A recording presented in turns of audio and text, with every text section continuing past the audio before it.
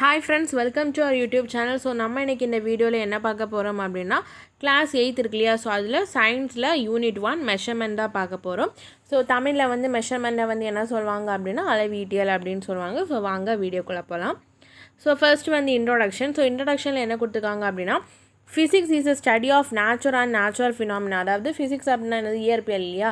So இயற்பியல் அப்படிங்கிறது இயற்கை மற்றும் இயற்கை நிகழ்வுகளை பற்றி படிக்கிறது அப்படின்னு சொல்லியிருக்காங்க. physics is considered as the base of all science subjects. So எல்லா சயின்ஸ் சப்ஜெக்டோட ஒரு பேஸ் வந்து எது அப்படின்னு பார்த்தீங்க அப்படின்னா ஃபிசிக்ஸ் தான். ஓகேவா, ஒரு அடித்தளமாக கருதப்படுவது எது அப்படின்னா ஃபிசிக்ஸ் தான். It is based on experimental observation. அதாவது இது வந்து எதை அடிப்படையாக கொண்டு இருக்குது அப்படின்னா எக்ஸ்பெரிமெண்டல் அப்சர்வேஷனை வந்து அடிப்படையாக கொண்டு இருக்கிறது, அதாவது சோதனைகளை அடிப்படையாக கொண்டிருக்கிறது. The principles and observation allow us to develop a deeper understanding of nature. So இதோட பிரின்சிபல்ஸ் அண்ட் ஆல்சோ இதோட அப்சர்வேஷன் எல்லாமே நமக்கு வந்து நேச்சரை பற்றியான ஒரு டீப் அண்டர்ஸ்டாண்டிங், அதாவது ஆழமாக புரிந்து கொள்ள உதவுகிறது. Scientific theories R valid only if they are confirmed throw various experiment. So இந்த அறிவியல் கோட்பாடுகள் இருக்கு இல்லையா, சயின்டிஃபிக் தியரிஸ் எல்லாமே எப்போ வந்து வேலிட் ஆகிருக்கும் அப்படின்னா அந்த எக்ஸ்பெரிமெண்ட்ஸ் மீன்ஸ் அந்த தியரிஸ் எல்லாமே எக்ஸ்பெரிமெண்ட் மூலமாக வந்து ப்ரூவ் பண்ணதுக்கப்புறம் தான் அது வேலிடாக இருக்கும் அப்படின்னு சொல்லியிருக்காங்க. Theories in physics use many physical quantities that have to be measured. So இந்த ஃபிசிக்ஸில் யூஸ் பண்ண தியரிஸில் எல்லாமே நிறைய வந்து என்ன யூஸ் பண்ணியிருக்காங்க, ஃபிசிக்கல் குவான்டிட்டிஸ் வந்து யூஸ் பண்ணியிருக்காங்க அப்படின்னு சொல்லியிருக்காங்க. ஓகேவா, measurement is the base of all scientific studies and experimentation. So measurement அப்படின்னா அளவீடு அப்படின்னு சொல்லுவோம் இல்லையா. ஸோ இதுதான் வந்து எல்லா அறிவியல் ஆய்வுகளுக்கும் அடிப்படையாக இருக்கிறது. It plays a vital role in our daily life. So நம்மளோட டெய்லி லைஃப்பில் இது வந்து ஒரு முக்கிய பங்கு வகிக்கிறது. It is a process of finding and unknown physical quantity by using a standard quantity. So இது ஸ்டாண்டர்ட் குவான்டிட்டி வச்சுட்டு நமக்கு தெரியாத ஒரு குவான்டிட்டியை கண்டுபிடிக்கிறது.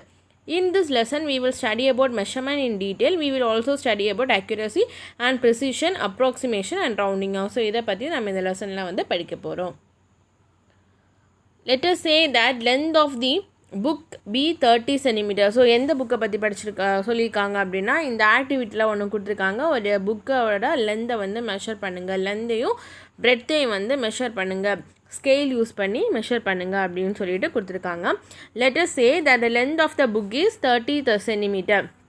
ஸோ அந்த ஆக்டிவிட்டி செய்கிறது மூலமாக நம்ம வந்து என்ன தெரிஞ்சுக்கொள்கிறோம் அப்படின்னா அந்த புத்தகத்தின் நீளம் வந்து 30 சென்டிமீட்டர் அப்படின்னு வந்து நம்ம வச்சுப்போம். Here the length is a physical quantity, ruler is a instrument. So நம்ம அந்த புக்கை வந்து ஒரு ஸ்கேல் வச்சு அளக்குறோம் இல்லையா. ஸோ அந்த லென்த் அப்படிங்கிறது வந்து என்ன அப்படின்னா ஃபிசிக்கல் குவான்டிட்டி அப்படின்னு சொல்லியிருக்காங்க. அந்த ஸ்கேல் இருக்கு இல்லையா, ஸோ அந்த ஸ்கேல் வந்து என்ன சொல்லியிருக்காங்க அப்படின்னா இன்ஸ்ட்ருமெண்ட். அது வந்து ஒரு இன்ஸ்ட்ருமெண்ட், நம்ம வந்து அளக்கிறதுக்கு பயன்படுத்தப்படும் ஒரு கருவி. 30 சென்டிமீட்டர் பார்த்தோம். ஸோ அதில் 30 அப்படிங்கிறது மேக்னெட்யூட் அண்ட் சென்டிமீட்டர் அப்படிங்கிறது வந்து என்னென்னா யூனிட். ஸோ மேக்னெட்யூட் அப்படின்னா எண் மதிப்பு அப்படின்ட்டு, அண்ட் சென்டிமீட்டரை வந்து என்ன சொல்கிறாங்க, யூனிட், அதாவது அலகு அப்படின்னு சொல்லியிருக்காங்க. ஸோ இந்த ப்ராசஸை தான் என்ன சொல்கிறாங்க அப்படின்னா மெஷர்மெண்ட், அதாவது அளவீடு. In the above activity, the values of all the in the values of all the student will not be same. Similarly, people in various part of the world are using different system of units for measurement. Some common system of unit orders follow. So ஒரு புக்கை வந்து நம்ம scale வச்சு அளக்குறோம் இல்லையா. So எல்லா ஸ்டூடெண்ட்ஸோட அந்த value வந்து சேமாக இருக்காது, கண்டிப்பாக வந்து பாயிண்டில் டிஃப்ரென்ஸ் இருக்கும் இல்லையா, சம் வேல்யூவில் வந்து டிஃப்ரெண்ட் இருக்கும். அதே மாதிரி தான் உலகத்தில் இருக்கிற பீப்புள்ஸ் எல்லாமே நிறைய சிஸ்டம் ஆஃப் யூனிட்ஸ் யூஸ் பண்ணி மெஷர் பண்ணுறாங்க. ஸோ அது என்னெல்லாம் அப்படின்னு சொல்லிட்டு கொடுத்துருக்காங்க. ஃபர்ஸ்ட் ஒன் வந்து என்னது, எஃப்பிஎஸ். ஸோ எஃப்பிஎஸ் முறை அப்படின்னா foot for length, pound for mass and second for time. ஓகேவா, நீளம் வந்து அடி, நிறை வந்து பவுண்ட் மற்றும் காலம் வந்து வினாடி. அதான் வந்து எஃப்பிஎஸ் சிஸ்டம். சிஜிஎஸ் சிஸ்டம் அப்படின்னா என்னது, centimetre for length, gram for mass and second for time. அது வந்து சிஜிஎஸ். எம்கே சிஸ்டம் அப்படின்னா லென்த்துக்கு வந்து மீட்டர், மாஸுக்கு வந்து கிலோகிராம் அண்ட் டைமுக்கு வந்து என்னது second. So do you know இதில் எல்லாமே இம்பார்ட்டன்ட். ஓகேவா, ஸோ எந்த புக்கை எடுத்தாலுமே டூ யூ நோ கொடுத்துருப்பாங்க இல்லையா. ஸோ அது எல்லாமே நீங்கள் தனியாக நோட் போட்டு எடுத்து வச்சுக்கோங்க. நம்மளோட டெலகிராம் சேனலில் நான் டூ யூ நோ வந்து எல்லா புக்கில் இருக்கிறதையும் வந்து ஒரு பிடிஎஃப் வந்து கொடுத்துருக்கேன். ஸோ அதையும் பார்த்துக்கோங்க. ஸோ அதை நோட் பண்ணி வச்சுக்கோங்க. ஸோ டூ யூ நோவில் என்ன கொடுத்துருக்காங்க, CGS, MKS and SA units are metric system of units, and FPS is not a metric system, it is a British system of units. So என்ன அப்படின்னா இந்த சிஜிஎஸ், எம்கேஎஸ் மற்றும் அந்த S A units இருக்கு இல்லையா, so இதெல்லாமே வந்து மெட்ரிக் சிஸ்டம் வகையே சார்ந்தது, அதாவது மெட்ரிக் அலகு முறையே சார்ந்தது. ஆனால் இந்த எஃபிஎஸ் அப்படின்னு பார்த்தோம் இல்லையா, ஸோ இந்த எஃபிஎஸ் சிஸ்டம் வந்து மெட்ரிக் சிஸ்டம் கிடையாது, இது வந்து பிரிட்டிஷ் சிஸ்டம் ஆஃப் யூனிட்ஸ். ஓகேவா, இது வந்து ஆங்கில இயற்பியலாளர்கள் பயன்படுத்தும் அலகு முறை தான் எஃபிஎஸ் சிஸ்டம். ஸோ மேபி வந்து கேட்கலாம், சிஜிஎஸ், எம்கேஎஸ், எஸ்ஏ வந்து மெட்ரிக் சிஸ்டம், எஃபிஎஸ் வந்து என்னென்னா non metric system. So non metric system அது வந்து என்ன அப்படின்னா British system of unit. So FPS வந்து British system of unit. Next வந்து என்னது, இன்டர்நேஷ்னல் சிஸ்டம் ஆஃப் யூனிட்ஸ், அதாவது பன்னாட்டு அலகு முறை அப்படின்னு சொல்லுவாங்க இல்லையா, அதுதான். In earlier days, scientists performed their experiments and recorded their result in their own system. Due to lack of communication, they couldn't organize experimental result of others, so they planned to follow a uniform system for taking the measurement. So earlier டேஸில் என்ன பண்ணாங்க அப்படின்னா, scientist வந்து experiments எல்லாமே பண்ணுவாங்க இல்லையா, so அந்த ஆய்வு முடிவுகளை வந்து அவங்க நாட்டில் என்ன வந்து சிஸ்டம் யூஸ் பண்ணாங்களோ ஸோ அந்த சிஸ்டத்தில் தான் யூஸ் பண்ணி பதிவு செஞ்சுருந்தாங்க. ஸோ அதனால் மற்ற தொடர்பு இல்லாமல் இருக்கும் இல்லையா, ஸோ ஏர்லியர் டேஸில் வந்து தகவல் தொடர்பு வசதிகள் எல்லாமே குறைவாக இருந்தனால அவர்களால் அவங்க செய்த அந்த ஆய்வு முடிவுகளை வந்து ஒருங்கிணைக்க முடியவில்லை. ஓகேவா, ஸோ மற்றவங்க கூட அவங்களோட எக்ஸ்பெரிமெண்ட் ரிசல்ட்டை வந்து இன்டெகிரேட் பண்ண, ஆர்கனைஸ் பண்ண முடியலை. ஸோ அதனால் அவங்க என்ன பிளான் பண்ணாங்க அப்படின்னா, எல்லாருமே வந்து சேம் சிஸ்டம் ஆஃப் யூனிட்ஸ் வந்து ஃபாலோ பண்ணலாம் அப்படின்னு சொல்லிட்டு அவங்க முடிவெடுத்தாங்க. As you studied it in the lower classes, in 1960, in the 11th General Conference on Weights and Measures at Paris in France, scientists recognized the need of using standard units for physical quantities. So இதை note பண்ணி வச்சுக்கோங்க, எந்த வருஷம் 1960ல் 11th General Conference of Weight and Measure எங்கே வச்சு நடந்துச்சு அப்படின்னா Paris, France. So அதில் வந்து சயின்டிஸ்ட் எல்லாம் என்ன முடிவு பண்ணாங்க அப்படின்னா, நம்ம ஒரு ஸ்டாண்டர்ட் யூனிட் சிஸ்டம் வந்து யூஸ் பண்ணலாம் அப்படின்னு சொல்லிட்டு முடிவெடுத்தாங்க. ஸோ இயர் அண்டு எந்த மாநாடு அப்படின்னு எல்லாமே பார்த்து வச்சுக்கோங்க. ஸோ இதை தான் நம்ம என்ன சொல்கிறோம் அப்படின்னா இன்டர்நேஷ்னல் சிஸ்டம் ஆஃப் யூனிட்ஸ் அப்படின்னு சொல்கிறோம். ஸோ இதை பாப்புலராக நம்ம என்ன சொல்லுவோம், நம்ம வழக்கமாக என்ன சொல்லுவோம், SI unit or SI system அப்படின்னு சொல்லுவோம் இல்லையா. So international system of units சொல்கிறோம், ஆனால் நம்ம ஏன் எஸ்ஐ சிஸ்டம் அப்படின்னு சொல்கிறோம். ஸோ எஸ்ஐ சிஸ்டம் அப்படிங்கிறது ஃப்ரெஞ்சு இதுலேருந்து டிரைவ் பண்ணி எடுத்திருக்காங்க, அதாவது சிஸ்டமி இன்டர்நேஷ்னல் அப்படிங்கிறத தான் வந்து என்னென்னா எஸ்ஐ சிஸ்டம், அது வந்து ஃப்ரெஞ்சு நேம். நம்ம யூஸ் பண்ணுறது வந்து என்னது இன்டர்நேஷ்னல் சிஸ்டம் அப்படிங்கிறத நம்ம யூஸ் பண்ணுவோம். Scientists choose 7 physical quantities as base quantities and define the standard unit. So இவங்க வந்து ஒரு 7 physical quantities-ஆ வந்து ஒரு பேஸ் குவான்டிட்டிஸாக வச்சு என்ன பண்ணாங்க அப்படின்னா ஸ்டாண்டர்ட் யூனிட் அப்படின்னு சொல்லிட்டு டிஃபைன் பண்ணாங்க. ஸோ இதை வந்து என்ன சொல்லுவாங்க, அந்த 7 யூனிட்ஸ் இருக்கு இல்லையா, அந்த 7 ஃபிசிக்கல் குவான்டிட்டிஸ் இருக்கு இல்லையா, ஸோ அதை என்ன சொல்லுவாங்க அப்படின்னா base units or fundamental units அப்படின்னு சொல்லுவாங்க, அதாவது அடிப்படை அலகுகள் அப்படின்னு வந்து சொல்லுவாங்க. ஓகேவா, ஸோ அந்த 7 யூனிட்ஸை வந்து என்ன சொல்லுவாங்க அப்படின்னா அடிப்படை அலகுகள், அதாவது ஃபண்டமெண்டல் யூனிட்ஸ் அப்படின்னு சொல்லுவாங்க. ஸோ அதான் வந்து இந்த டேபிளில் கொடுத்துருக்காங்க. லென்த்துக்கு வந்து யூனிட் மீட்டர், மாஸுக்கு வந்து கிலோகிராம், அதோட சிம்பிளும் பார்த்துக்கோங்க. டைம் வந்து second, temperature Kelvin, electric current ampere, amount of substance mole, luminous intensity candela. So நம்மளோட ஏர்லியர் கிளாஸஸில் வந்து நம்ம என்ன பார்த்துருக்கோம் அப்படின்னா இந்த 7 பேசிக் யூனிட் இருக்கு இல்லையா, அதில் வந்து லென்த், மாஸ், டைமை பற்றி பார்த்துருக்கோம். ஸோ நம்ம இந்த லெசனில் என்ன பார்க்க போகிறோன்னா temperature, current and amount of substance, luminous intensity. So இதை தான் வந்து நம்ம பார்க்க போகிறோம். ஸோ டூ யூ நோவில் பாருங்கள், இன் டிசம்பர் 1998 the NASA, அதாவது national aeronautics and space administration USA launched the Mars Climate Orbiter to collect data about the Martian climate. அதாவது என்ன சொல்லியிருக்காங்கன்னா, ஸோ செவ்வாய்க்கோள் இருக்கு இல்லையா மார்ஸ், ஸோ இந்த செவ்வாய்க்கோளின் காலநிலை பற்றி தகவல்களை சேகரிக்கிறதுக்காக 1998 டிசம்பர் மந்தில் அமெரிக்காவோட நாசா இருக்கு இல்லையா, தேசிய வானியல் மற்றும் விண்வெளி நிர்வாகம், national aeronautics and space administration வந்து மார்ஸ் கிளைமேட் ஆர்பிட்டர் அப்படிங்கிற ஒரு சுற்றுக்கலத்தை அங்கே வந்து அனுப்புனாங்க. ஓகேவா, 9 months later, on September 23, 1999, orbiter disappeared while approaching Mars at an unexpectedly low altitude. An investigation revealed that the orbital calculations were incorrect due to an error in the transfer of information between the spacecraft team in Colorado and the mission navigation team in California. One team was using the English FPA system of units for calculation, while the other team was using the MKA system of units. This misunderstanding caused a loss of $125 million approximately. So என்னென்னா 9 மாதங்களுக்கு அப்புறமா இந்த மார்ஸில் வந்து அந்த கோள் வந்து நெருங்கி வந்தபோது அந்த செவ்வாய் கோளை வந்து அந்த சுற்றுக்களம் இருக்கு இல்லையா, ஸோ அது வந்து என்னாச்சுன்னா நெருங்கி வந்தபோது September 23, 1999 ஸோ என்னாச்சு அப்படின்னா அது டிஸப்பியர் ஆச்சு அப்படின்னு சொல்லியிருக்காங்க. ஓகேவா, அது ஆர்பிட்டர் வந்து என்னாச்சு அப்படின்னா டிஸப்பியர் ஆச்சு. ஏன் அப்படி நடந்திருக்குன்னா இந்த அவங்க வந்து கால்குலேஷன் பண்ணுவாங்க இல்லையா, ஸோ அந்த கால்குலேஷனில் சம் இன்கரெக்ட், அதாவது எரர் வந்து வந்திருக்கு. ஏன் அப்படின்னா அவங்களோட இன்ஃபர்மேஷன் வந்து ட்ரான்ஸ்ஃபர் பண்ணும்போது அங்கே ஒரு எரர் வந்திருக்கு. ஸோ கொலராடோ அப்படிங்கிற இடத்துல உள்ள ஸ்பேஸ் கிராஃப்ட் டீமும் அண்ட் மிஷன் நேவிகேஷன் டீம் கலிஃபோர்னியாவில் இருக்கிறது. ஸோ இவங்க 2 பேருக்கு இடையில வந்து அந்த இன்ஃபர்மேஷனை வந்து கால்குலேஷன் இன்ஃபர்மேஷனை பாஸ் பண்ணும்போது எரர் ஏற்பட்டனால அங்கே வந்து என்னாச்சுன்னா இந்த மாதிரி கோளாறு வந்துச்சு. என்ன எரர்னு பார்த்தீங்கன்னா ஒரு டீம் வந்து இங்கிலீஷ் FPA சிஸ்டம் யூஸ் பண்ணியிருக்காங்க கால்குலேஷனுக்கு, இன்னொரு டீம் வந்து என்ன யூஸ் பண்ணியிருக்காங்க அப்படின்னா MKA சிஸ்டம் வந்து யூஸ் பண்ணியிருக்காங்க. ஸோ இந்த மாதிரி நடந்த பிரச்சனையால் $125 million இழப்பு வந்து ஏற்பட்டதாகவும் சொல்லியிருக்காங்க. ஸோ நெக்ஸ்ட் வந்து temperature. We see a number of objects in our daily life. Some of them are cold and some of them are hot. So sometimes we may say that 2 objects are equally hot or cold, but there will be some difference in their hotness or coldness. How do you decide which is hotter and which is colder? You need a reliable quantity to decide the degree of hotness or coldness of an object. That quantity is temperature. So என்னென்னா அந்த டெம்பரேச்சரை பற்றி கொடுத்துருக்காங்க. So நம்மளோட daily லைஃப்பில் நம்ம நிறையா objects பார்க்குறோம். அது சிலது வந்து கோல்டாக இருக்கும், சிலது வந்து ஹாட்டாக இருக்கும் இல்லையா. ஸோ இந்த மாதிரி சில ஆப்ஜெக்ட் எடுத்து பார்த்திங்கன்னா ஈக்குவலாக ஹாட் அண்ட் கூல் அதுக்கு இடையில சம அளவில் இருக்கும். ஸோ இதை வந்து நம்ம மீன்ஸ் அந்த டிஃப்ரென்ஸை வந்து நம்ம எப்படி கண்டுபிடிப்போம், ஸோ எது வந்து ஹாட்டர் எது வந்து கோல்டர் அப்படின்ட்டு எப்படி கண்டுபிடிப்போம் அப்படின்னா அதுக்கு யூஸ் பண்ணுற குவான்டிட்டி தான் வந்து என்னென்னா temperature. Temperature is a physical quantity that expresses the degree of hotness or coldness of a substance.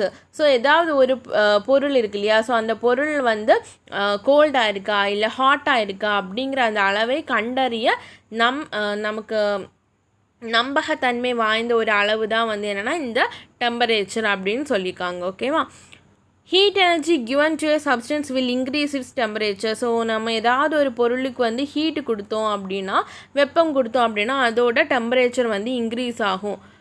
Heat energy removed from A substance will lower it's temperature. So ஒரு பொருளுக்கு வந்து நம்ம அந்த ஹீட்டை வந்து ரெடியூஸ் பண்ணோம் அப்படின்னா என்ன ஆகும்னா அந்த டெம்பரேச்சர் வந்து கம்மியாகும் அப்படின்னு சொல்லியிருக்காங்க. Temperature is defined as a measure of the average kinetic energy of the particles in a system. The SI unit of temperature is Kelvin. So இதுதான் ரொம்ப important. The SI unit of temperature வந்து என்னது? Kelvin. Thermometer are used to measure the temperature daily. So டெம்பரேச்சரை measure பண்ணுறதுக்கு thermometers use பண்ணுவாங்க. Usually thermometer வந்து calibrated with some standard scale. So அது என்னெல்லாம் ஸ்கேல்ஸ்னு பாருங்கள், செல்சியஸ், ஃபாரன்ஹீட், கெல்வின். ஸோ இதான் வந்து மோஸ்ட் காமன்லி யூஸ் பண்ணுற scale to measure the temperature.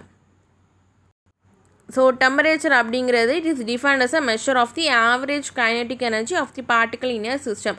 So ஒரு அமைப்பில் உள்ள துகள்களின் சராசரி இயக்க ஆற்றல் தான் நம்ம என்ன சொல்லணும், டெம்பரேச்சர் சொல்லணும். அதோட SI யூனிட் வந்து என்னது? கெல்வின். ஸோ அதில் யூஸ் பண்ணுற ஸ்கேல்ஸ் வந்து Celsius, Fahrenheit and kelvin most காமனாக வந்து யூஸ் பண்ணுறது. நெக்ஸ்ட்டு வந்து என்ன கொடுத்துருக்காங்க, எலக்ட்ரிக் கரண்ட் வந்து கொடுத்துருக்காங்க. So flow of electric charges in a particular direction is known as electric current. So electric current அப்படின்னா மின்னோட்டம், ஒரு குறிப்பிட்ட திசையில் மின்னூட்டங்கள், அதாவது சார்ஜஸ் இருக்கு இல்லையா, ஸோ அது பாய்வதை மின்னோட்டம் அப்படின்னு சொல்கிறோம். ஸோ அந்த மின்னூட்டங்கள், அதாவது எலக்ட்ரிக் சார்ஜோட ஃப்ளோவை தான் நம்ம ஒரு பர்டிகுலர் டைரக்ஷனில் போகிற ஃப்ளோவை தான் என்ன சொல்கிறோம் அப்படின்னா எலக்ட்ரிக் கரண்ட் அப்படின்னு சொல்கிறோம். The magnitude of electric current is the amount of electric charge flowing through a conductor in 1 second. So அதாவது ஒரு கடத்தியின் வழியே ஒரு வினாடியில், ஒரு செகண்டில் வந்து ஃப்ளோ ஆகிற எலக்ட்ரிக் சார்ஜ் அளவை வந்து வரையறுக்கப்படுகிறது. ஓகேவா, அந்த மேக்னிடியூட் ஆஃப் எலக்ட்ரிக் கரண்ட் அப்படிங்கிறது மின்னோட்டத்தின் எண் மதிப்பு அப்படிங்கிறது என்னென்னா எவ்வளோ எலக்ட்ரிக் சார்ஜஸ் வந்து 1 செகண்டில் ஒரு கடத்தி அதாவது கண்டக்டர் வழியாக வந்து பாஸ் ஆகுது, அதுதான் வந்து மின்னோட்டத்தின் எண் மதிப்பு, மேக்னிடியூட் ஆஃப் எலக்ட்ரிக் கரண்ட் அப்படின்னு சொல்லியிருக்காங்க. ஸோ எலக்ட்ரிக் கரண்டோட ஃபார்முலா வந்து என்னது, I is equal to Q/T. So I வந்து எலக்ட்ரிக் கரண்ட், Q வந்து amount of electric charge and T வந்து என்னன்னா time. Electric charge is measured in coulomb. So இதோட unit வந்து என்ன அப்படின்னா coulomb. The SI unit of electric charge is measured in coulomb. So இந்த மின்னூட்டம் அப்படிங்கிறது கூலும் அப்படிங்கிறதுனால நம்ம மெஷர் பண்ணுறோம். ஸோ இதோட எஸ்ஐ யூனிட் வந்து என்ன அப்படின்னா ஆம்பியர். இதை வந்து டினோட் பண்ணுறது வந்து ஏ. ஓகேவா, ஐ திங்க் உங்களுக்கு புரிஞ்சிருக்கும். எலக்ட்ரிக் சார்ஜோட யூனிட் வந்து என்னென்னா Q இருக்கு இல்லையா, ஸோ அந்த Qவோட யூனிட் வந்து கூலும். Q வந்து கூலும் அண்ட் இந்த கரண்ட் இருக்கு இல்லையா, SI unit of electric current அந்த I இருக்கு இல்லையா, ஸோ அந்த ஐயோட யூனிட் தான் வந்து ஆம்பியர். ஸோ டோன்ட் கன்ஃபியூஸ், அதை வந்து மார்க் பண்ணி வச்சுக்கோங்க. எலக்ட்ரிக் சார்ஜோட யூனிட் மின்னூட்டம் இருக்கு இல்லையா, அதோட யூனிட் வந்து கூலும்ப அண்ட் எலக்ட்ரிக் கரண்ட் அதாவது மின்னோட்டத்தின் அலகு வந்து SI unit of electric current வந்து ஆம்பியர். ஸோ ஆம்பியர் வந்து ஏஆல் டினோட் பண்ணுவாங்க.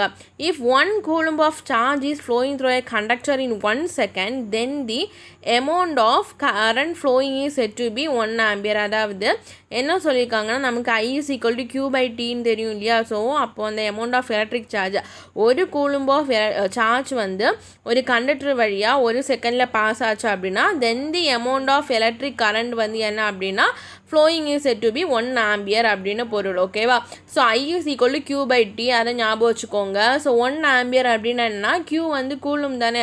So 1 coulomb of electric charge வந்து அந்த டைம் 1 செகண்டில் வந்து எவ்வளோ ஃப்ளோ ஆகுதோ அதுதான் வந்து 1 ampere அப்படின்னு சொல்கிறாங்க.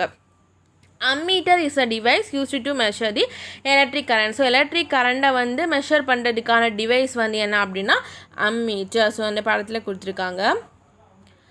ஸோ நெக்ஸ்ட்டு வந்து அந்த ப்ராப்ளமை பார்த்துக்கோங்க. If 2 coulomb of charge flow through the circuit for 10 second, calculate the current. So current ஃபார்மில் என்ன தெரியும், I is equal to Q/T அப்படின்னு தெரியும். ஸோ கூலும் வந்து கொடுத்துருக்காங்க, சார்ஜ் வந்து கொடுத்துருக்காங்க Q. ஸோ அது வந்து 2 coulomb, ஸோ 2C. அப்புறமா வந்து என்ன கொடுத்துருக்காங்க, டைம் வந்து 10 second. So 2/10 is equal to 0.2A. அதுதான் வந்து ஆன்சர். நெக்ஸ்ட்டு வந்து என்னென்னா amount of substance. So amount of substance அப்படின்னா பொருளின் அளவு அப்படின்ட்டு பொருள். So amount of substance is a measure of the number of entities. So entities அப்படின்னா particles present in a substance.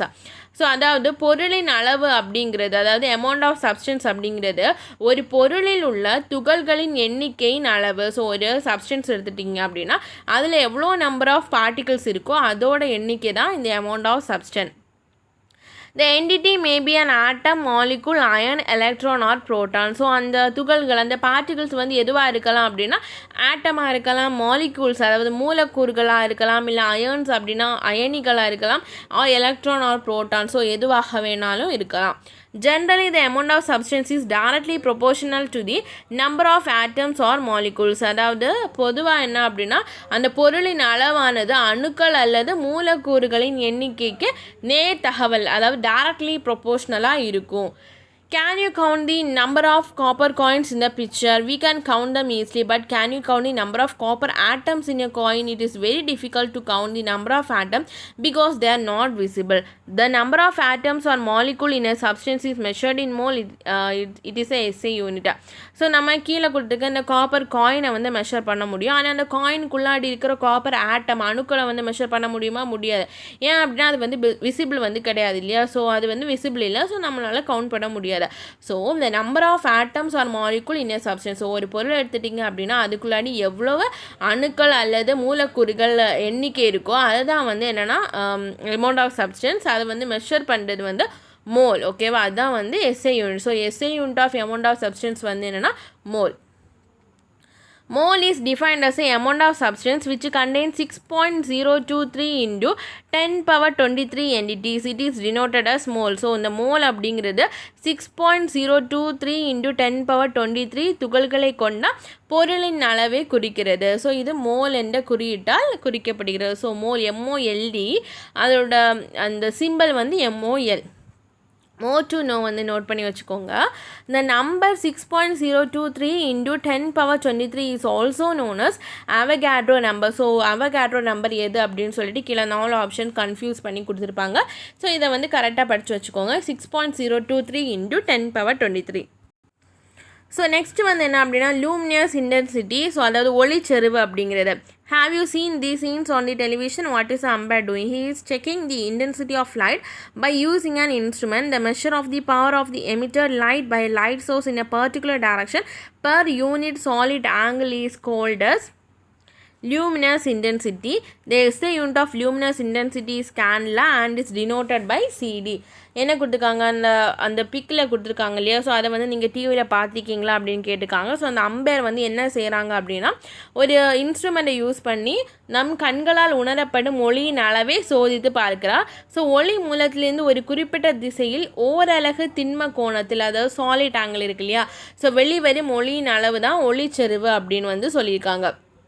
So என்ன சொல்லியிருக்காங்க, the measure of the power of the emitted light by a light source. So light சோர்ஸ்லேருந்து வெளியே வர அந்த லைட்டோட power வந்து ஒரு டைரக்ஷனில் போகுது இல்லையா. So per unit solid angle, அதாவது ஒரு திண்ம கோணத்தில் வெளிவரும் அந்த லைட் தான். ஸோ அதுதான் என்ன சொல்கிறாங்க அப்படின்னா லூமினஸ் இன்டென்சிட்டி அப்படின்னு சொல்கிறாங்க. ஸோ அந்த லூமினஸ் இன்டென்சிட்டியோட எஸ்ஐ யூனிட் வந்து கேண்டில், அதை டினோட் பண்ணுறது வந்து CD. The light emitted from a common wax candle is approximately equal to 1 candela. அதாவது எரியும் மெழுகுவர்த்தி இருக்கு இல்லையா, ஸோ அது வெளியிடும் ஒளியின் அளவு வந்து இந்த 1 candela இருக்கு இல்லையா, அதுக்கு வந்து அப்ராக்சிமேட்லாக ஈக்குவலாக இருக்கும் அப்படின்னு சொல்லியிருக்காங்க. luminous intensity is measured by photometer. So luminous intensity வந்து மெஷர் பண்ணுற இன்ஸ்ட்ருமெண்ட் வந்து எது அப்படின்னா photometer or luminous intensity meter அப்படின்னு சொல்லலாம். which gives a luminous intensity in terms of candela directly. So இது வந்து கேண்டில் அந்த அலகில் அதோட வேல்யூ வந்து கொடுக்குது. infobits. luminous flux or luminous power is the measure of the perceived power of light. Its SI unit is lumen. அதாவது luminous flux அப்படின்னா ஒளிப்பாயம், luminous power அப்படின்னா ஒளித்திறன். ஓகேவா. ஸோ ரெண்டையும் பார்த்துக்கோங்க, ரெண்டுமே சேம் தான். இது வந்து என்னென்னா ஒளி உணரப்பட்ட திறனை குறிக்கிறது. It is a measure of perceived power of light. So ஒளி வந்து அந்த உணரப்பட்ட அந்த திறனை குறிக்கிறது தான். ஸோ இதோட எஸ்ஐ யூனிட் வந்து lumen. One lumen is defined as a luminous flux of the light produced by the light source that emits 1 candela of luminous intensity over a solid angle of 1 steradian. அதாவது ஒரு ஸ்டெரேடியன் திண்ம கோணம். So திண்ம கோணம் அப்படின்னா solid angle. ஓகேவா. So ஒரு ஸ்டெரேடியன் solid ஆங்கிளில் ஒரு கேண்டிலா ஒளிச்செறிவுடைய ஒளியை ஒரே ஒளி மூலம் வெளியிடுமானால் அது வந்து ஒளி மூலத்தின் திறன் ஒரு லூமன் என வரையறுக்கப்படுகிறது. ஸோ இது எல்லாமே வேண்டாம், இந்த டெஃபினேஷன் நமக்கு தேவையில்லை. ஸோ நமக்கு என்ன தேவை அப்படின்னா luminous flux or luminous power. So இதோட எஸ்ஐ யூனிட் வந்து லூமன். ஸோ 1 லூமன் அப்படின்னா என்னன்னு ஜஸ்ட் தெரிஞ்சு வச்சுக்கோங்க. அது வந்து luminous flux of the light produced by the light source. ஒரு லைட் சோர்ஸ் வந்து வெளியிடும் அந்த லைட் இருக்கு இல்லையா, ஸோ அந்த லைட்டோட லூமினஸ் ஃப்ளக்ஸ் தான். That emits 1 candela of luminous intensity over a solid angle of 1 steradian. அது வந்து ஒரு ஸ்டெரேடியன் திண்ம கோணத்தில் ஒரு கேண்டிலா அந்த லூமினஸ் இன்டென்சிட்டியை வந்து என்ன பண்ணுது அப்படின்னா எமிட் பண்ணுது. ஸோ அதான். ஸோ லூமினஸ் ஃப்ளக்ஸ் லூமினஸ் பவரோட எஸ்ஐ யூனிட் வந்து லூமன். லூமினஸ் இன்டென்சிட்டியோட எஸ்ஐ யூனிட் வந்து என்னென்னா candela. Apart from the 7 fundamental units, we have 2 more units known as derived units. We will study about them now. So அந்த 7 அந்த units இருக்கு இல்லையா, அது தவிர வேறு 2 அளவுகளும் இருக்குது. ஸோ அதை பற்றி பார்க்கலாம். ஃபர்ஸ்ட்டு வந்து 1.2.5ல் வந்து என்ன கொடுத்துருக்காங்க, பிளெயின் ஆங்கிள், அதாவது தலக்கோணம் அப்படின்ட்டு தமிழில் சொல்லுவாங்க. ஓகேவா. Plain angle. Plane angle is angle made at the intersection of 2 straight lines or intersection of 2 planes. So ஒரு ரெண்டு லைன் வந்து இன்டர்செக்ட் ஆகும்போது அங்கே மேக் ஆகிற ஆங்கிள் தான் பிளெயின் ஆங்கிள் அப்படின்னு சொல்கிறாங்க. இல்லை அப்படின்னா ஒரு 2 பிளேன்ஸ் வந்து 2 பிளேன்ஸ் வந்து இன்டர்செக்ட் ஆகும்போது அங்கே வந்து ஃபார்ம் ஆகிற அந்த ஆங்கிள் தான் வந்து என்னென்னா பிளெயின் ஆங்கிள் அப்படின்னு சொல்கிறாங்க. ஓகேவா. ஸோ இந்த பிளெயின் ஆங்கிளோட எஸ்ஐ யூனிட் வந்து ரேடியன். இதை வந்து என்ன டினோட் பண்ணுவாங்க, ரேட் அப்படின்னு சொல்லிட்டு டினோட் பண்ணுவாங்க. Radian is the angle subtended at the center of a circle by an arc whose length is equal to the radius of the circle. So என்ன கொடுத்துருக்காங்க அப்படின்னா ரேடியஸ் அப்படின்னா தமிழில் என்ன சொல்லுவாங்க ஆரம் இல்லையா. ஸோ இந்த ஆரத்தின் அளவிற்கு சமமான நீளம் கொண்ட வட்ட வில் ஒன்று வட்டத்தின் மையத்தில் ஏற்படுத்தும் கோணம் ரேடியன் அப்படின்ட்டு சொல்கிறாங்க. So radian is angle subtended at the centre of the circle. So அந்த வட்டத்தின் மையத்தில் ஏற்படுத்தும் ஒரு கோணம் தான். அதோட ஆர்க்குலேருந்து வந்து எதுக்கு ஈக்குவலாக இருக்குமோ சர்க்கிளோட ரேடியஸுக்கு வந்து ஈக்குவலாக இருக்கும். ஸோ இந்த படத்தில் வந்து கொடுத்துருக்காங்க இல்லையா.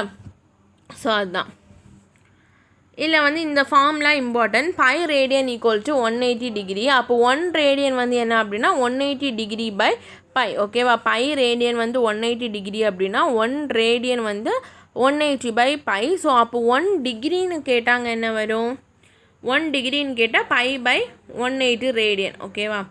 ஸோ அது அப்படியே மாறி வரும் பை பை 180 ரேடியன். நோட் பண்ணி வச்சுக்கோங்க. ஸோ ப்ராப்ளம் பாருங்கள், கன்வெர்ட் 60 டிகிரி இன்ட்டு ரேடியன். டிகிரியை வந்து நம்ம ரேடியனாக மாற்றணும். ஸோ நான் ஆல்ரெடி சொன்னேன் இல்லையா 1 degree equal to pi by 180. So அந்த ஃபார்மில் போடும்போது நமக்கு வந்து ஆன்சர் கிடைக்கும். Next convert pi by 4 into 1 degree. So pi radian அப்படின்னா 180 டிகிரி இல்லையா. பை ரேடியன் அப்படின்னா என்னது 180 டிகிரி. 1 ரேடியன் தான் 180 by pi. So pi radian வந்து 180 டிகிரி. நமக்கு என்ன கேட்டுக்காங்க பை பை 4. அப்போ டிவைடிங் பை 4 போட்டோம் அப்படின்னா நமக்கு ஆன்சர் வந்து கிடைக்கும். ஸோ நெக்ஸ்ட்டு வந்து solid angle. So solid angle அப்படின்னா solid angle is angle formed by 3 or more plane intersecting at a common point. So திண்ம கோணம் அப்படிங்கிறது தான் இந்த சாலிட் ஆங்கிள் அப்படின்னு சொல்லுவாங்க. ஸோ சாலிட் ஆங்கிள் அப்படின்னா 3 or more planes வந்து இன்டர்செக்ட் ஆகும்போது அங்கே ஃபார்ம் ஆகிற ஒரு ஆங்கிள் தான் ஒரு காமன் பாயிண்டில் ஃபார்ம் ஆகிற ஒரு ஆங்கிள் தான் சாலிட் ஆங்கிள் அப்படின்னு சொல்லியிருக்காங்க.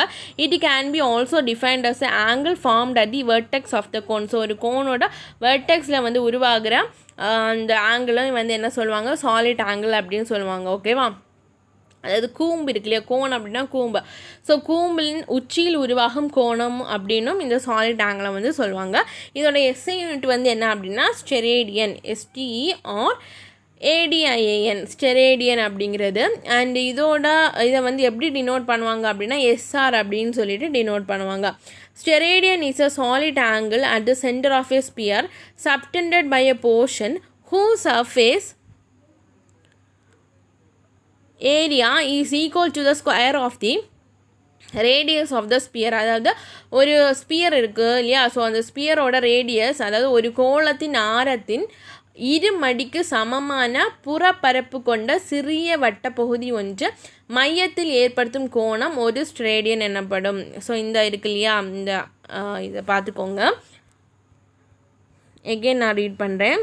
ஸ்டெரேடியன் அப்படிங்கிறது is a solid angle at the centre of the sphere. So sphere இருக்கு இல்லையா. ஸோ இந்த ஸ்பியரோட சென்டரில் ஃபார்ம் ஆகிற ஒரு solid angle subtended by a portion who surface area. So அந்த போர்ஷன் இருக்கு இல்லையா, அந்த போர்ஷனோட சர்ஃபேஸ் ஏரியா வந்து எதுக்கு ஈக்குவலாக இருக்கும் அப்படின்னா அந்த ஸ்பியரோட ரேடியஸ் இருக்கு இல்லையா, அந்த ரேடியஸோட ஸ்கொயருக்கு ஈக்குவலாக இருக்கும். ஸோ இதோட சர்ஃபேஸ் ஏரியா வந்து இந்த ரேடியஸோட ஸ்கொயருக்கு வந்து ஈக்குவலாக இருக்கும். அதுதான் சாலிட் ஆங்கிள் அப்படின்னு சொல்கிறாங்க. நெக்ஸ்ட் வந்து do you know until 1995 plane angle and solid angle were classified under supplementary quantities. So 1995 வரைக்கும் என்ன அப்படின்னா இந்த தலக்கோணம் மற்றும் திண்ம கோணம் அதாவது பிளெயின் ஆங்கிள் அண்ட் சாலிட் ஆங்கிளை வந்து எதுக்கு கீழே வச்சுருந்தாங்க அப்படின்னா சப்ளிமெண்ட்ரி குவான்டிட்டிஸ் துணை அளவுகள் அப்படிங்கிறத கீழே வச்சுருந்தாங்க. 1995 தான் இதை வந்து டிரைவ்டு குவான்டிட்டிஸில் வந்து சேர்த்தாங்க. ஓகேவா. அதாவது வழி அளவுகள் அந்த பட்டியலில் வந்து சேர்த்தாங்க. ஸோ டிஃப்ரென்ஸ் வந்து கொடுத்துருக்காங்க பிளெயினுக்கும் சாலிட்டுக்கும். நான் ஆல்ரெடி சொன்ன மாதிரி பிளெயின் வந்து 2 லைன்ஸ் ஆர் பிளெயின்ஸ் வந்து இன்டர்செக்ட் ஆகும்போது அங்கே ஃபார்ம் ஆகுறது. சாலிட் அப்படின்னா 3 or more பிளெயின் வந்து ஒரு காமன் பாயிண்டில் இன்டர்செக்ட் ஆகும்போது ஃபார்ம் ஆகுறது சாலிட் ஆங்கிள். பிளெயின் ஆங்கிள் வந்து 2D அதாவது 2 டைமென்ஷனல். சாலிட் ஆங்கிள் வந்து 3D. பிளெயின் ஆங்கிளோட யூனிட் வந்து ரேடியன் அண்ட் சாலிட் ஆங்கிளோட யூனிட் வந்து ஸ்டெரேடியன். நெக்ஸ்ட் வந்து கிளாக். ஸோ கிளாக்ஸ் வந்து என்னென்னா கடிகாரம், அது தெரியும். கிளாக்ஸ் வந்து எதுக்கு யூஸ் பண்ணுறாங்க, நம்ம டைம் வந்து பார்க்குறதுக்கு யூஸ் ஆகுது. So many clocks are being used வந்து ஏன்ஷியன்ட் டைம். ஸோ பண்டைய காலத்துலேருந்து நிறைய விதமான கிளாக்ஸ் வந்து யூஸ் பண்ணுறோம். Scientist have modified the mechanism of the clock every time to obtain accuracy. So ஒரு துல்லியமான கணக்கிடுவதற்காக இந்த சயின்டிஸ்ட் வந்து இந்த கடிகாரத்தோட செயல்பாடு முறைகளில் நிறைய மாற்றங்கள் வந்து செய்துள்ளன. Times of clocks based on the display. அது வந்து காட்சியின் அடிப்படையில் கடிகாரத்தின் வகைகள் வந்து கொடுத்துருக்காங்க. So there are 2 types of clocks. என்ன டிஸ்பிளேயை பொறுத்து 2 டைப்ஸ் இருக்கும். ஒன்று வந்து அனலாக் கிளாக்ஸ், இன்னொன்று வந்து டிஜிட்டல் கிளாக்ஸ்.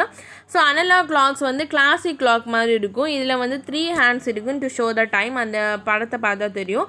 ஒன்று வந்து அவர் அண்ட் மினிட் ஹேண்ட், இன்னொன்று வந்து செகண்ட் ஹேண்டு. ஓகேவா? ஸோ அந்த படத்தை பாருங்கள், அதில் இருக்கும். ஸோ என்னெல்லாம் இருக்குது, hour hand, minute hand and second hand. So hour hand அப்படிங்கிறது ஷார்ட் அண்ட் திக்காக இருக்கும். இது வந்து ஆர், அதாவது மணி முள். ஓகேவா? இது குட்டையாகவும் தடிமனாகவும் இருக்கும். இது வந்து அந்த கடிகாரத்தோட மணி, அதாவது எத்தனை ஆர் ஆச்சு அப்படின்னு சொல்லிட்டு காட்டும். அப்புறமா மினிட் ஹேண்ட் அப்படின்னா நிமிட முள் அப்படின்னு சொல்லுவாங்க. இது வந்து லாங் அண்ட் தின். இது வந்து மினிட்டை வந்து காமிக்கும், எவ்வளோ நிமிஷம் ஆச்சு அப்படின்ட்டு. நெக்ஸ்ட் வந்து second hand. So second hand அப்படிங்கிறது இது வந்து லாங் அண்ட் வெரி தின். இது வந்து என்ன அப்படின்னா எவ்வளோ வினாடி ஆச்சு, செகண்ட்ஸ் ஆச்சு அப்படின்னு காமிக்கும். ஒரு ரொட்டேஷன் வந்து 1 மினிட்டில் இது வந்து ஒரு ரொட்டேஷன் போகும். ஓகேவா? ஸோ அப்போ 1 ஹவரில் இது எவ்வளோ ரொட்டேஷன் போகும் அப்படின்னா 60 ரொட்டேஷன் போகும். Analogue clocks can be driven either mechanically or electronically. Next வந்து digital clocks. So digital clocks அப்படிங்கிறது இது வந்து கரெக்டாக அந்த டைமை வந்து டிஸ்பிளே பண்ணும். நம்ம பார்த்துருப்போம், அந்த படத்தை பாருங்கள். ஸோ கரெக்டாக அந்த டைம் வந்து இருக்கும். It shows a time in numerals or other symbols. It may have 12 hours or 24 hours display. So அதில் வந்து 12 hours இருக்கும், இல்லைனா ரயில்வே டைம் 24 hours இருக்கும்.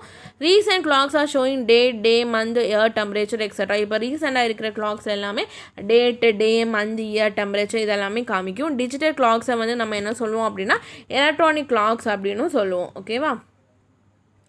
நெக்ஸ்ட் வந்து types of clocks based on working mechanism. அதோட ஒர்க்கிங் மெக்கானிசமை பொறுத்து அதில் வந்து 2 டைப்ஸாக கொடுத்துருக்காங்க. ஒன்று வந்து குவார்ட்ஸ் கிளாக், இன்னொன்று வந்து அட்டாமிக் கிளாக். ஓகேவா? ஸோ குவார்ட்ஸ் கிளாக் அண்ட் அணு கடிகாரங்கள் அப்படின்னு சொல்லுவாங்க அட்டாமிக் கிளாக்கை. So quartz clock, these clocks are activated by electronic oscillation which are controlled by a quartz crystal.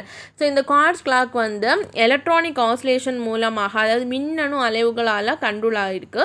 So means activate ஆகிருக்கு. அண்ட் இதை வந்து கண்ட்ரோல் பண்ணுறது எது அப்படின்னா குவார்ட்ஸ் கிறிஸ்டல். ஓகேவா? குவார்ட்ஸ் அப்படிங்கிற ஒரு கிறிஸ்டல் அப்படின்னா படிகம் அப்படின்னு சொல்லுவாங்க. ஸோ இது வந்து குவார்ட்ஸ் எனப்படும் படிகத்தினால் கட்டுப்படுத்தப்படும் மின்னணு அலைவுகள் மூலம் இயங்குகின்றன. The frequency of vibrating crystal is very ப்ரீசைஸாக. ஸோ இந்த என்னது இதோட ஃப்ரீக்வன்சி இருக்கு இல்லையா? ஸோ இது வந்து ப்ரீசைஸ் அப்படின்னா கரெக்டான வேல்யூவாக இருக்குது, எக்ஸாக்ட் துல்லியமாக.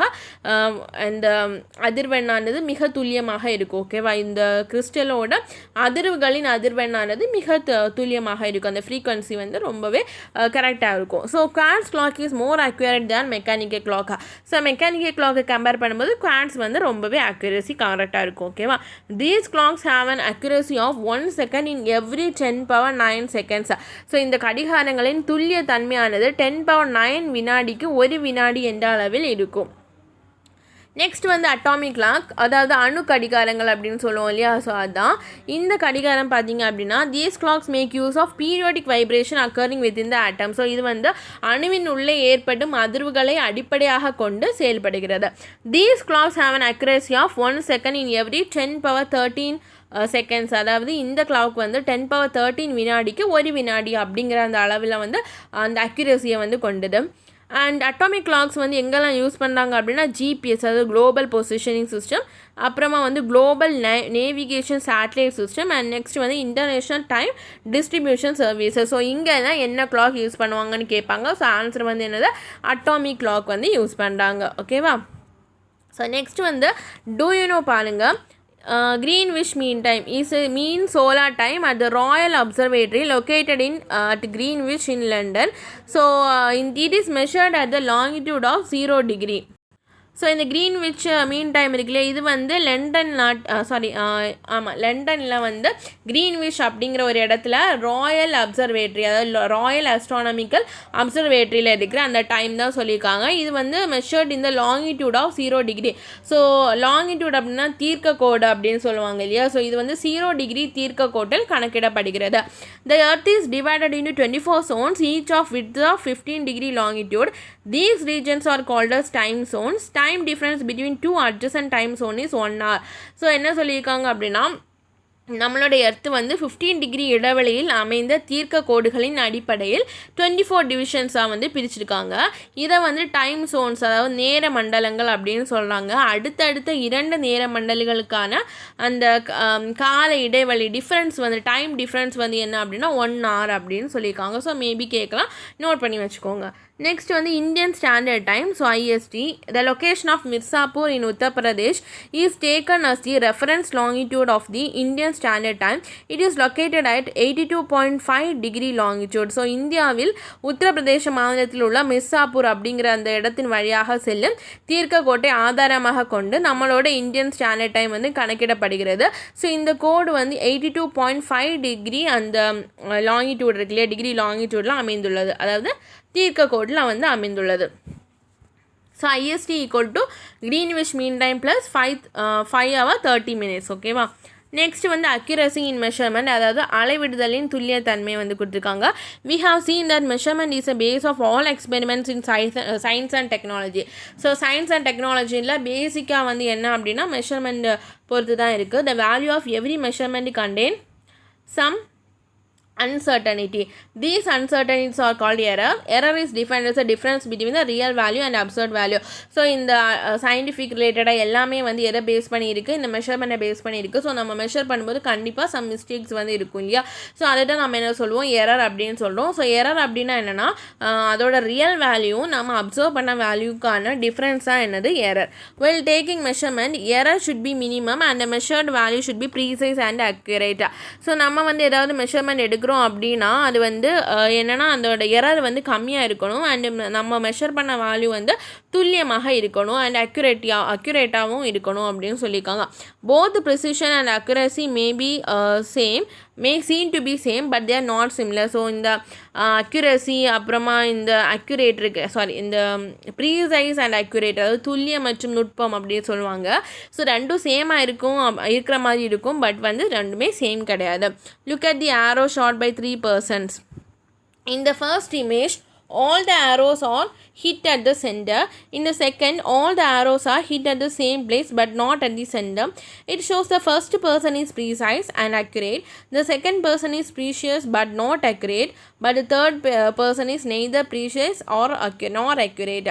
ஸோ இங்கே வந்து ஒரு படம் கொடுத்துருந்தாங்க இல்லையா, வெயிட். ஸோ இந்த படம், ஸோ இதில் வந்து ஃபஸ்ட்டு உள்ள பர்சன் வந்து அந்த என்னது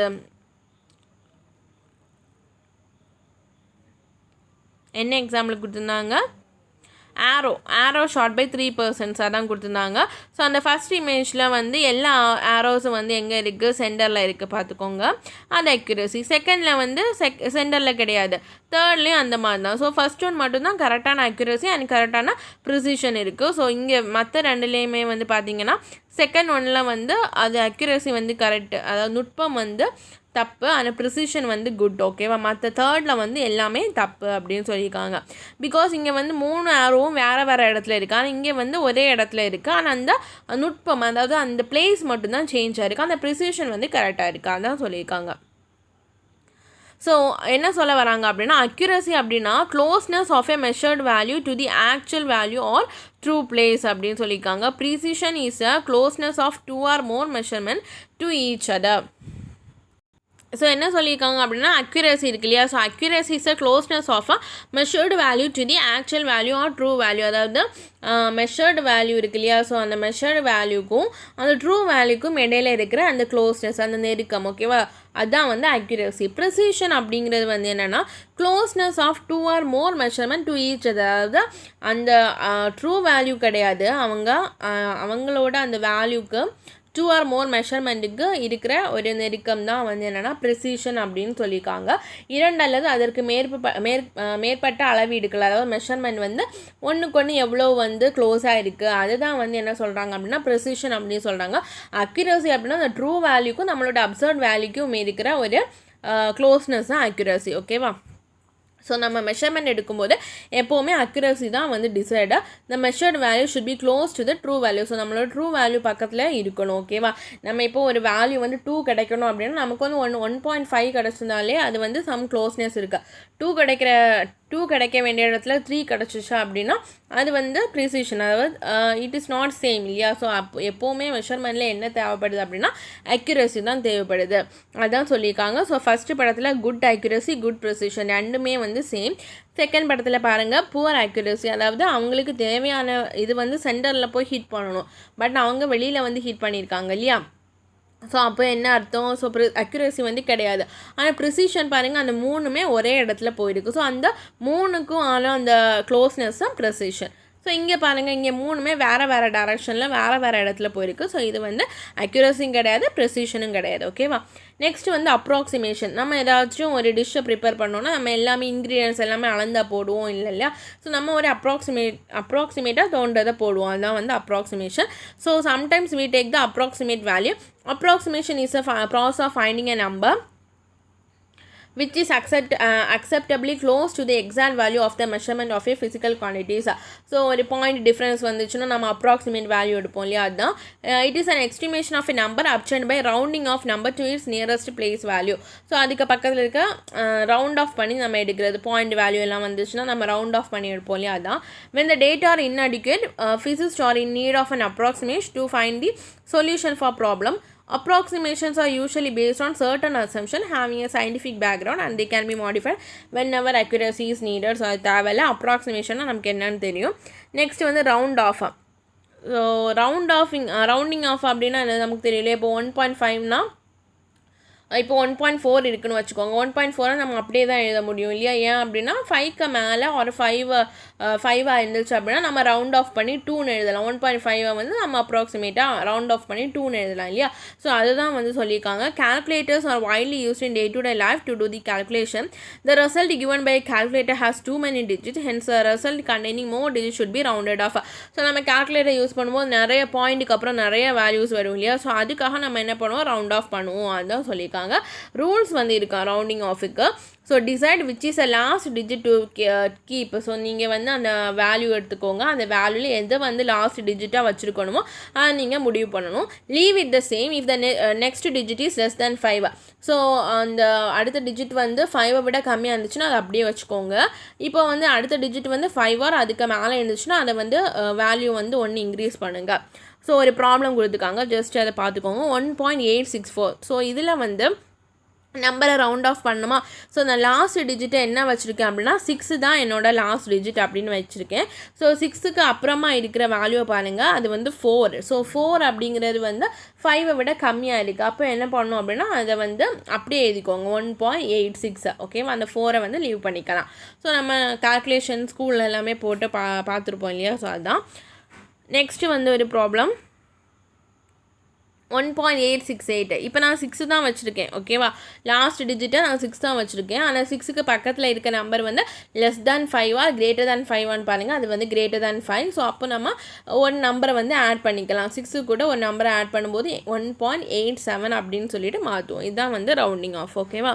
ஸோ இவ்வளோ தான். உங்களுக்கு இந்த வீடியோ பிடிச்சிருந்துச்சுன்னா லைக் பண்ணுங்கள், சப்ஸ்கிரைப் பண்ணுங்கள், ஷேர் பண்ணுங்கள். So thank you.